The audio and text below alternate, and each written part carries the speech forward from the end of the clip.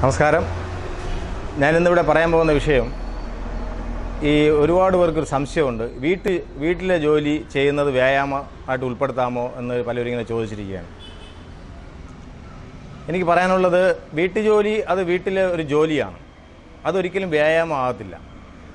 ഞാൻ പ്രത്യേകിച്ച് സ്ത്രീകളുടെ ആവശ്യത്തിനനുസരിച്ചാണ് ഞാനിപ്പോൾ സംസാരിക്കുന്നത്. അപ്പോൾ നിങ്ങൾ വിചാരിക്കും രാവിലെ എഴുന്നേറ്റ് അടുക്കളയിൽ കയറി ഓരോ സാധനങ്ങൾ ചെയ്ത് എടുത്ത് അങ്ങോട്ട് വെച്ച് ഇങ്ങോട്ട് വെച്ച് പാചകം ചെയ്യണം, അതൊരു ജോലിയാണെന്ന്.